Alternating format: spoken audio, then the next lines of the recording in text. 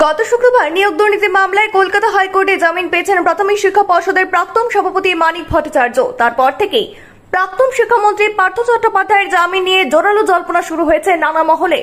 উল্লেখ্য, নিয়োগ দুর্নীতি মামলায় জেলবন্দি রাজ্যের প্রাক্তন শিক্ষামন্ত্রী তথা প্রাক্তন তৃণমূল নেতা পার্থ চট্টোপাধ্যায়।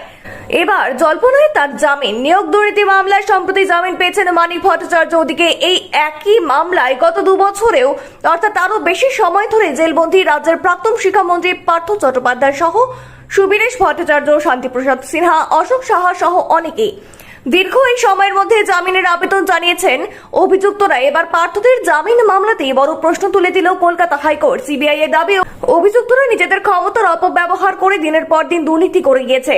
এদিন পার্থদের জামিনের বিরোধিতায় জোর সওয়াল করে সিবিআই। বলে, চুরিবিদ্যা মহাবিদ্যা, যদি না পড়ো ধরা, এই শব্দবন্ধ মাথায় রেখে দিনের পর দিন দুর্নীতি চালিয়ে গিয়েছেন নিয়োগ দুর্নীতির অভিযুক্তরা। যারা চেয়ারে ছিল না তারাই শিক্ষাক্ষেত্রে দুর্নীতিতে আসল ম্যাজিক করেছে, আদালতে দাবি করে সিবিআই। দুপক্ষের সওয়াল শুনে বিচারপতি অরিজিৎ বন্দ্যোপাধ্যায় সিবিআই কে প্রশ্ন করে বলেন, অভিযুক্তদের জামিন দিলে কি ওরা আবার নিজেদের পথ ফিরে পাবেন? যদি না পান তাহলে আপনাদের ভয় কেন?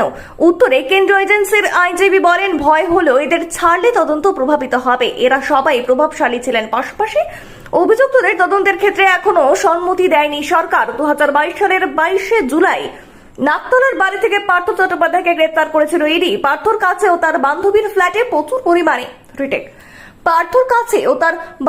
ফ্ল্যাটে প্রচুর পরিমাণে টাকা পাওয়া গিয়েছিল, যা তাদের আয়ের সঙ্গে মেলেনি। সেই কারণে পার্থ ও তার বান্ধবীকে গ্রেপ্তার করা হয়েছিল। পরবর্তীকালে নিয়োগ দুর্নীতি মামলাতেও জড়িয়ে পড়ে পার্থর নাম। তারপর থেকে জেলবন্দি পার্থ। দুর্নীতিতে পার্থর নাম জড়িয়ে পড়ায় মন্ত্রিত্ব খোয়াতে হয়েছে পার্থ চট্টোপাধ্যায়কে। পাশাপাশি দল থেকেও সরিয়ে দিয়েছেন তৃণমূল কংগ্রেস নেত্রী মমতা বন্দ্যোপাধ্যায়।